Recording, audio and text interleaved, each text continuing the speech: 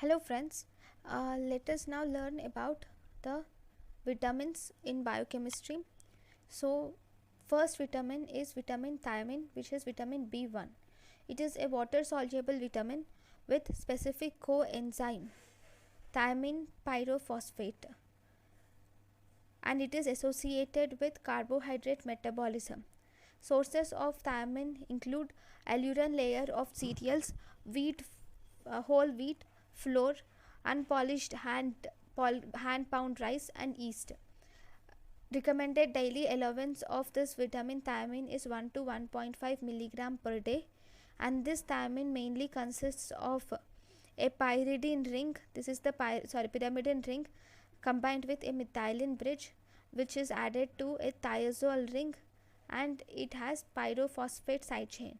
So it has these components: pyrimidine, methylene bridge, thiazole ring, and pyrophosphate side chain. So pyrimidine and thiazole ring are held by a methylene bridge. The alcohol of the thiamine is esterified. Here the alcohol of the thiamine is esterified with 2 moles of phosphate, forming thiamine pyrophosphate. This is thiamine pyrophosphate. Now if you see the biochemical reaction of thiamine, so in the biochemical reaction, first we have glucose gets converted to glucose 6 phosphate, and in this process first glucose gets converted to glucose 6 phosphate. This glucose 6 phosphate gets converted to pyruvate, can form pyruvate or ribose 5,5 pyruvate. This pyruvate, in the presence of pyruvate dehydrogenase thiamine pyrophosphate and carbon dioxide, it forms acetyl CoA. This acetyl CoA combines with the oxaloacetate to form citrate. Citrate forms alpha ketoglutarate. Now alpha ketoglutarate, in the presence of alpha ketoglutarate dehydrogenase, in the presence of thiamine pyrophosphate and carbon dioxide, it forms succinyl CoA.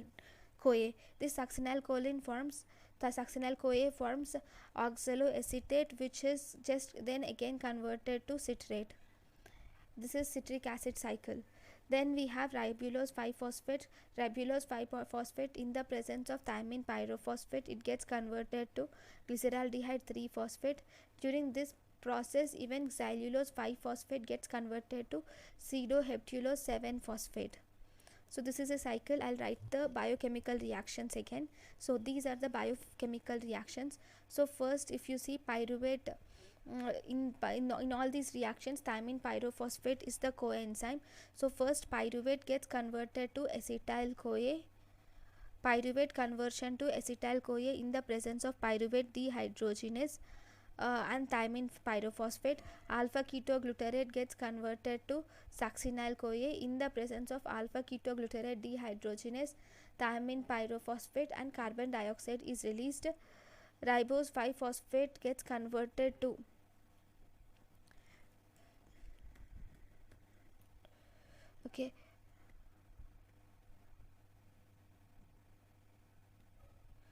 ribose 5-phosphate and xylulose 5-phosphate.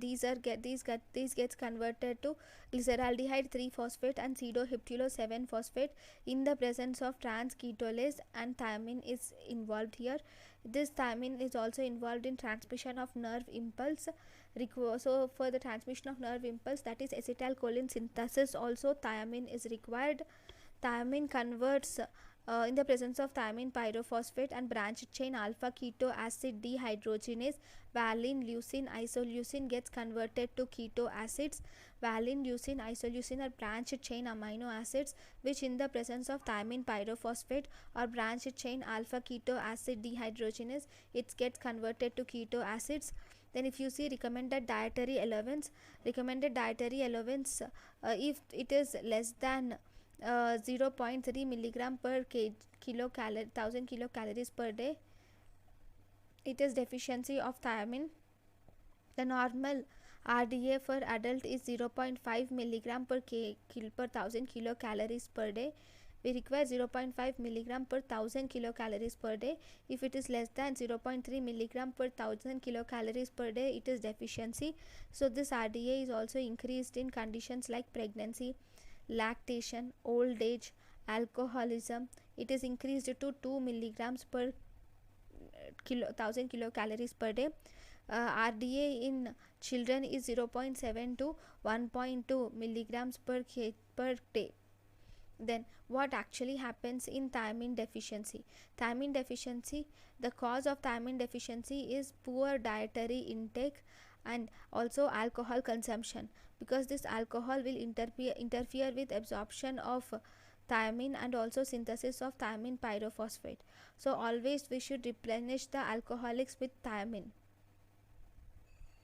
Then carbohydrate depletion without adequate thiamine causes acute thiamine deficiency. Carbohydrate repletion without adequate thiamine causes acute thiamine deficiency with lactic acidosis. So the risk groups of thiamine deficiency include cancers, female with prolonged hyperemia gravidarum and anorexia, bariatric bypass surgery, chronic diuretic therapy which increases the urinary water loss, maternal thiamine deficiency which is infantile beriberi in breastfed babies, sleeplessness, restlessness and vomiting and convulsions are seen in infant beriberi. So mainly if you see, the at risk groups mainly include cancer, the patients with cancer or females with prolonged hyperemesis gravidarum and anorexia, bariatric bypass surgery and chronic diuretic therapy. In chronic diuretic therapy there is increased urinary water loss. There is something called as, which is important in all this, is maternal thiamine deficiency. This maternal thiamine deficiency, because the mother is deficient in thiamine, obviously infant becomes deficient in thiamine, causes infantile beriberi in breastfed babies. So in this infantile beriberi, the baby suffers from sleeplessness, restlessness, vomiting and convulsions. Then what are the clinical features? Clinical features, there is anorexia, non-specific symptoms like irritability, decreased short-term memory are seen. Then prolonged deficiency of thiamine can lead to something called as wet beriberi and dry beriberi. So prolonged deficiency of thiamine causes two types, one wet beriberi, second dry beriberi. In this wet beriberi, first wet beriberi occurs in between 3 months of age occurs after 3 months after thiamine deficient diet. Wet beriberi occurs 3 months after eating thiamine deficient diet for 3 months, and in wet beriberi you see CVS symptoms, that is there is impaired myocardial energy metabolism and dysautonomia, and as a result there is heart issues like there is enlarged heart, you see tachycardia, high output congestive heart failure, enlarged heart, tachycardia, high output congestive heart failure, peripheral edema, sometimes peripheral neuritis is also seen in dry beriberi. Then we have in wet beriberi we have CVS symptoms where there is impaired myocardial energy metabolism and dysautonomia, where there is enlarged heart, tachycardia, high output congestive heart failure, peripheral edema and peripheral neuritis. Then we have dry beriberi. In the dry beriberi we have CNS symptoms mainly, which includes there is peripheral neuropathy, which is symmetrical peripheral neuropathy, which includes motor and sensory symptoms, and there is decreased reflexes also. These symptoms are most common in legs, and as a result there is difficulty in raising from squatting position is seen. Okay, that is in CNS symptoms. Then we have one more important thing is chronic thiamine deficiency. Chronic thiamine deficiency, we have CNS symptoms like horizontal nystagmus, ophthalmoplegia, that is weakness in one or more extraocular muscles is called as ophthalmoplegia, cerebellar ataxia and mental impairment are seen. In chronic thiamine deficiency there is horizontal nystagmus, ophthalmoplegia, cerebellar ataxia and mental impairment is seen. So all this will lead to a syndrome which is called as Wernicke's encephalopathy, where this Wernicke's encephalopathy is associated with memory loss, confabulations and psychosis. Okay, and this is called as Wernicke-Korsakoff syndrome. So whenever there is Wernicke's encephalopathy, that is loss of memory, confabulations and psychosis, we call it as Wernicke-Korsakoff syndrome. In chronic thiamine deficiency we have horizontal nystagmus, ophthalmoplegia, that is weakness of one or more extraocular muscles is seen, and there is cerebellar involvement, which includes cerebellar ataxia and mental impairment. Then the diagnosis of this condition is, here you should do a functional enzyme assay of trans ketolase is done. A functional enzyme assay of trans ketolase before and after addition of TPP is important. That is thiamine pyrophosphate. Now you give thiamine pyrophosphate and then you measure this enzyme trans ketolase.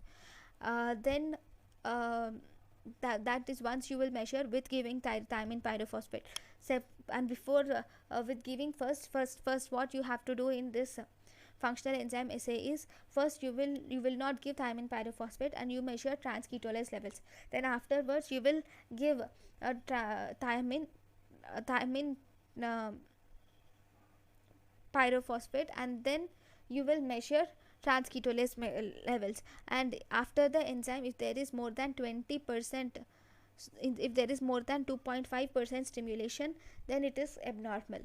You also have one more test which is called as thiamine phosphorylated esters of thiamine. Thiamine or phosphorylated esters of thiamine are measured in serum or blood with the help of high performance liquid chromatography. Here you can measure thiamine or phosphorylated esters of thiamine in serum or blood are measured. Okay, then what about the treatment? Treatment is, you can, for treatment of acute thiamine deficiency, thiamine 100 grams is given, thiamine 100 milligrams per day of thiamine is given parenterally for 7 days, followed by you should give 10 milligrams per day of thiamine orally till recovery. First you will give 100 milligrams of thiamine per day parenterally for 7 days, followed by 10 milligrams per day of thiamine orally should be given until complete recovery.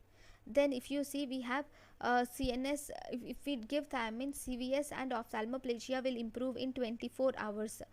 CVS and ophthalmoplegia will improve in 24 hours, whereas psychosis may be present, may be permanent or persists for several hours. Psychosis may persist for several months also. So toxicity is, for toxicity at high doses we have, there can be anaphylaxis can be seen, no side effects from seafoods. Then we have thiamine antagonists like pyrithiamine and oxythiamine are available. Pyrithiamine and oxythiamine are the thiamine antagonists which inhibit thiamine, and there is an enzyme thiaminase. This thiaminase is present in some seafoods, and what does this thiaminase do? This thiaminase will convert the converts thiamine to pyrimidine and thiazole. Thiamine converts thiaminase to pyrimidine and thiazole, and thus resulting in thiamine deficiency. Enzyme prethiamine is the anti-metabolite of thiamine. So we have one more which is called as enzyme prethiamine, which is present in ferns. It is also an anti-metabolite of thiamine, and thus it is used in thiamine deficiency in horses and cattle. That is fern poisoning of horses and cattle. In them we can use this enzyme prethiamine.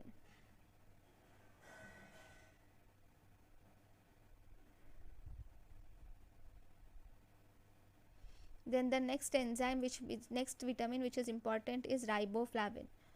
So in the riboflavin, this riboflavin is a Warburg yellow enzyme of cellular respiration. Riboflavin is made up of 6,7-dimethyl isoalloxanzine heterocyclic 3-ring structure. This structure is attached to D-ribitol by the nitrogen atom. So if you see, this is isoalloxazine. This is the isoalloxazine, and this is the ribitol structure. This ribitol structure is attached to this isoalloxazine. So here this riboflavin is actually stable to heat and is sensitive to light. Riboflavin, in the presence of UV light, it gets converted to lamiflavin. This lamiflavin produces yellow colored fluorescence, right? So this riboflavin, if you see, we have something called as lactiflavin which is present in milk. We have some things which are identical to riboflavins, like lactoflavin from milk, hepatoflavin from liver, and oroflavin from egg. All these are identical to riboflavins. Then what are the coenzymes of riboflavins? Coenzymes of riboflavins include flavin mononucleotide and flavin adenine dinucleotide. flavin mononucleotide is FMN, whereas flavin adenine dinucleotide is FAD. Okay, then how are these FAN and FAD synthesized? So riboflavin, if you see riboflavin in the presence of an enzyme called as flavokinase, it gets converted to flavin mononucleotide. This flavin mononucleotide in the presence of FAD synthase, it gets converted to flavin adenine dinucleotide. In both these processes, ATP is utilized. Then if you see the recommended dietary allowance for adults, it is 1.2 to 1.7 milligram per day. For pregnant women or lactation, we should add 0.5 to 0.5 milligram per day for the original required dietary allowance. So we will have to add 0.2 to 0.5 milligram per day for 1.2 to 1.7 milligram per day. And if this is less than 0.6 milligram per day, then we call it as deficiency of riboflavin. When do we call the person is deficient for riboflavin? That is, if the person has less than 0.6 milligram per day, then we call that the person has deficiency of riboflavin. Then what are the dietary sources of riboflavin? The dietary sources include milk and milk products, enriched blood, cereals, legumes, meat, milk, fish, eggs and broccoli. Then this is important. Laboratory examination is for the diagnosis of riboflavin deficiency. You will have to measure the urinary RBC or urinary riboflavin concentration. RBC or urinary riboflavin concentration is measured, and you should also measure the erythrocyte glutathione reductase deficiency. You can either measure the riboflavin activity in RBC and urine, whereas you can also measure the erythrocyte glutathione reductase activity with or without FAD. You should measure that. Okay, then what do you see in deficiency? In deficiency of riboflavin, you see mucocutaneous lesions on the mouth and skin called as cheilosis, where you see fissures at the corners of the mouth and mucocutaneous lesions. Then the patient also suffers from glossitis, that is smooth purplish tongue, and that is called as, we call that glossitis as magenta tongue. The patient also suffers from corneal vascularization, which is very important, angular stomatitis, which is nothing but cheilosis. There is dermatitis, seborrhea, anemia, and sometimes personality changes. So toxicity is not described, as capacity of GIT to absorb this riboflavin is very less, because the GIT absorbs riboflavin in less quantity, so toxicity is not described. Then if you see the reactions for riboflavin, FAD, carbohydrate metabolism, pyruvate gets converted to acetyl-CoA in the presence of pyruvate dehydrogenase and flavin adenine dinucleotide, and alpha ketoglutarate dehydrogenase gets converted to succinyl-CoA in the presence of alpha ketoglutarate dehydrogenase and flavin adenine dinucleotide. Then the succinate, which is formed in Krebs cycle, this gets converted to fumarate in the presence of succinate dehydrogenase and FAD. In lipid metabolism, if you see acyl-CoA in the presence of acyl-CoA dehydrogenase and FAD, acyl-CoA gets converted to alpha beta unsaturated acyl-CoA.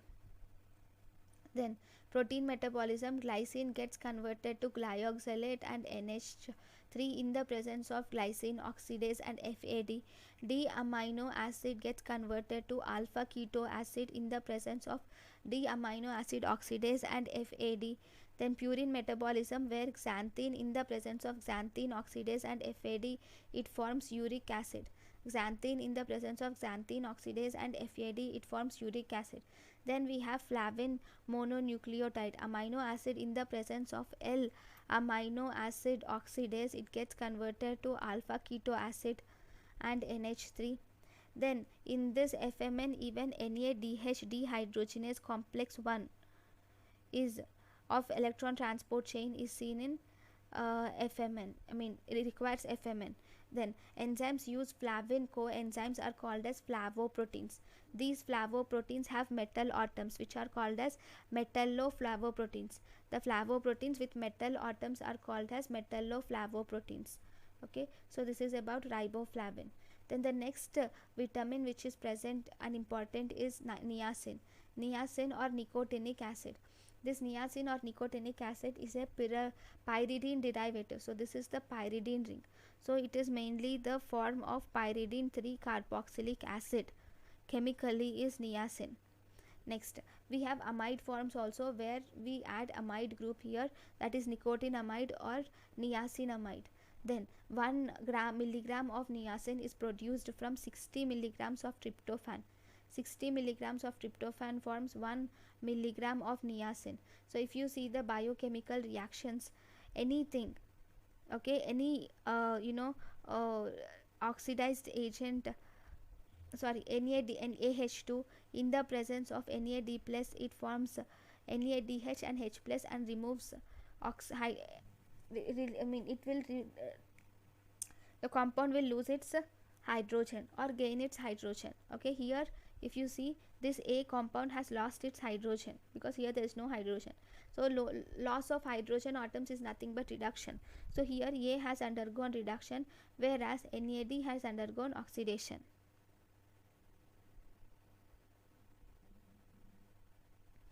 Sorry, it's just reverse, I'm sorry.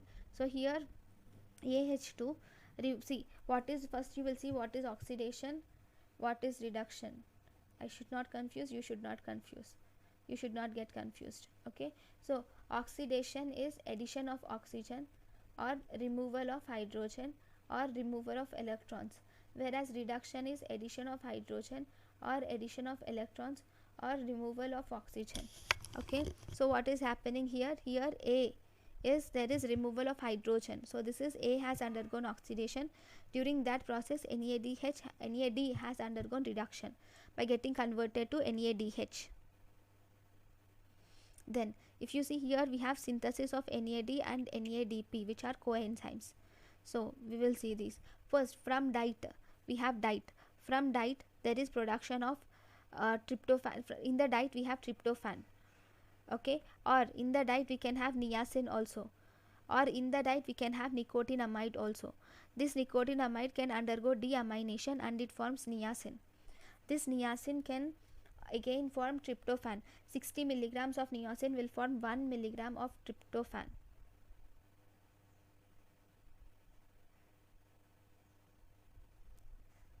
Sorry, 60 milligrams of tryptophan will form 1 milligram of niacin. Okay, sorry, I'm really sorry. 60 milligrams of tryptophan forms 1 milligram of niacin. This tryptophan, in the presence of this tryptophan forms quinolinate. This tryptophan will form quinolinate. This quinolinate gets converted to nicotinate mononucleotide. This nicotinate mononucleotide, in the presence of nicotinate mononucleotide adenyl transferase, it forms desamido NAD plus. Okay, this desamido NAD plus, in the presence of NAD plus synthase and conversion of glutamine to glutamate, it forms NAD. And during this process, glutamine gets converted to glutamate, and ATP gets converted to AMP and inorganic phosphate. This NAD, in the presence of NAD plus kinase, it forms NADP, and during this process again ATP gets converted to ADP. Okay, similarly this nicotinamide gets converted to N-methyl nicotinamide, which is excreted in urine. So this is by this we can form NAD and NADP. So you don't need to remember the whole process, just remember that NAD or NADP is formed from niacin, and during that process the middle intermediate is quinolinate, and we have this phosphoribosyl pyrophosphate is one of the enzyme. Okay, just you can remember that phosphoribosyl pyrophosphate is also involved, and nicotine phosphoribosyl transferase is one of the enzyme, though you do not remember the whole process. So we will see the reactions, NAD plus dependent reactions. So first, carbohydrate metabolism. Glyceraldehyde 3-phosphate gets converted to 1,3-bis phosphoglycerate in the presence of glyceraldehyde 3-phosphate dehydrogenase, and during all this process NAD plus gets converted to NADH. Then pyruvate gets converted to lactate in the presence of lactate dehydrogenase. Alpha ketoglutarate gets converted to succinyl CoA in the presence of alpha ketoglutarate dehydrogenase. Pyruvate gets converted to acetyl CoA in the presence of pyruvate dehydrogenase. Then if you see lipid metabolism, beta hydroxy acyl CoA gets converted to beta keto acyl CoA in the presence of beta hydroxy acyl CoA dehydrogenase. Beta hydroxybutyrate in the presence of beta hydroxybutyrate dehydrogenase, it gets converted to acetoacetate. Alcohol, in the presence of alcohol dehydrogenase, it forms acetaldehyde. Then we have purine metabolism. In the purine metabolism, tyramine, in the presence of tyramine dehydrogenase, it forms beta hydroxyphenyl acetate. So these are the reactions where NAD plus is used as coenzyme. Then what are the reactions where NAD plus or NADP plus is used as coenzyme? That is, glutamate gets converted to alpha ketoglutarate in the presence of glutamate dehydrogenase. Isocitrate gets converted to oxalosuccinate. Isocitrate gets converted to oxalosuccinate in the presence of isocitrate dehydrogenase. Then we have NADP plus dependent enzymes, which is glucose 6-phosphate. In the presence of glucose 6-phosphate dehydrogenase, it forms 6-phosphoglucanolactone. Then malate, in the presence of malic enzyme, it forms pyruvate. Malate, in the presence of malic enzyme, it forms pyruvate. Glucose 6-phosphate, in the presence of glucose 6-phosphate dehydrogenase, it forms 6-phosphoglucanolactone. Then we have NADPH enzyme dependent reactions. 3-ketoacyl enzyme gets converted to 3-hydroxyacyl enzyme. Then HMG CoA gets converted to mevolinate. So 3-ketoacyl enzyme, in the presence of 3-ketoacyl reductase, it forms 3-hydroxyacyl enzyme.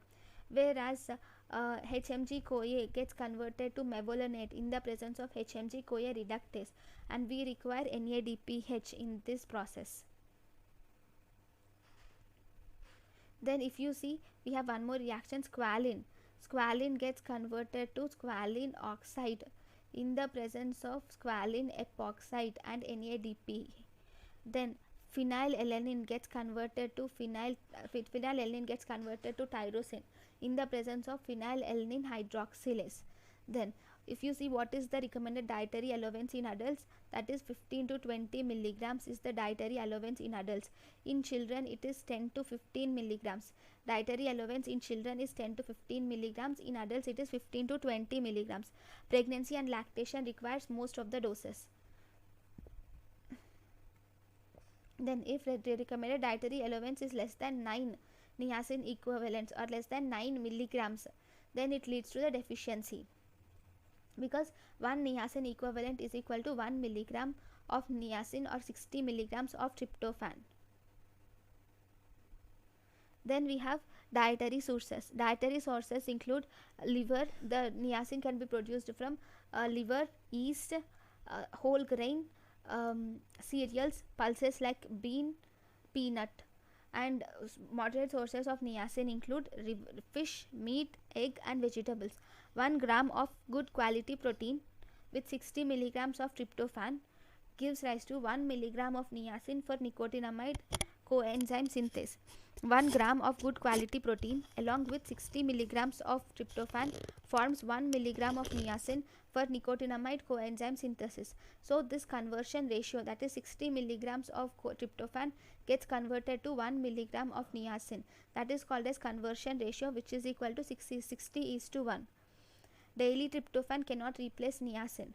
But tryptophan can replace only 10% of niacin for coenzyme synthesis. So definitely we require niacin also, right? Next, uses of niacin. Niacin is used to niacin inhibits lipolysis. niacin, it inhibits lipolysis.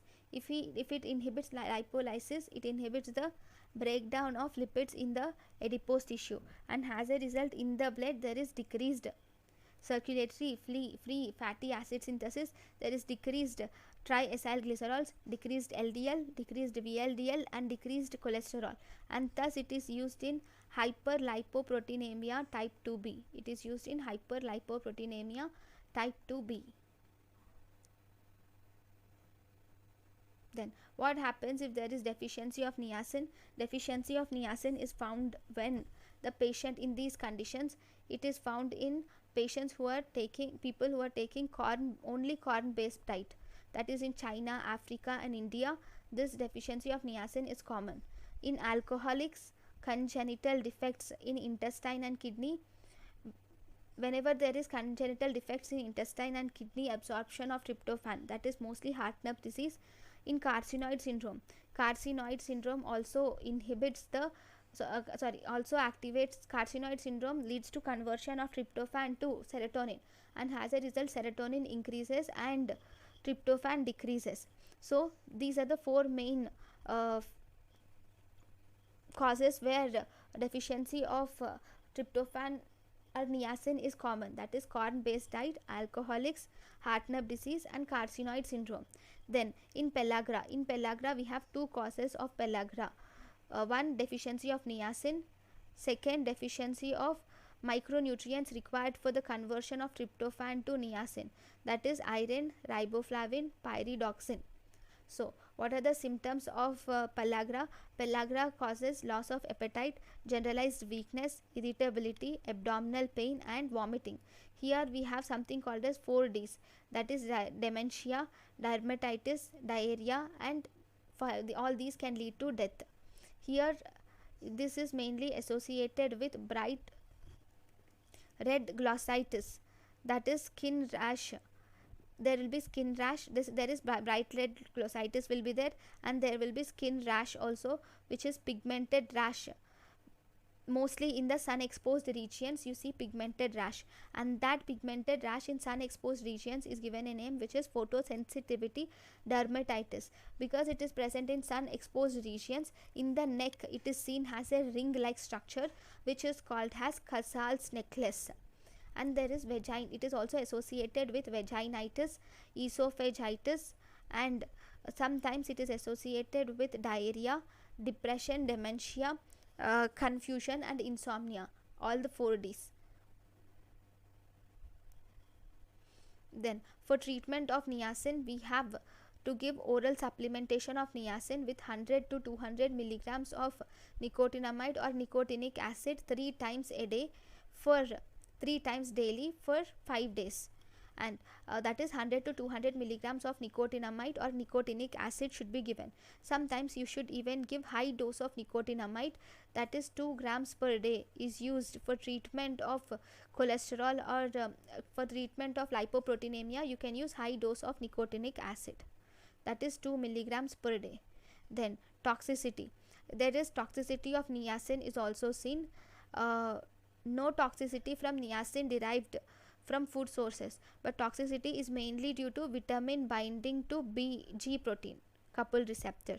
When the vitamin binds to G protein coupled receptor, especially when it is taken as a supplement or for the treatment of dyslipidemia, in such situations there is toxicity, thus leading to niacin toxicity. In the niacin toxicity, first and foremost the flushing starts in the face, and this will progress to the rest of the bodies. It is also associated with skin dryness, itching, paresthesias and headache.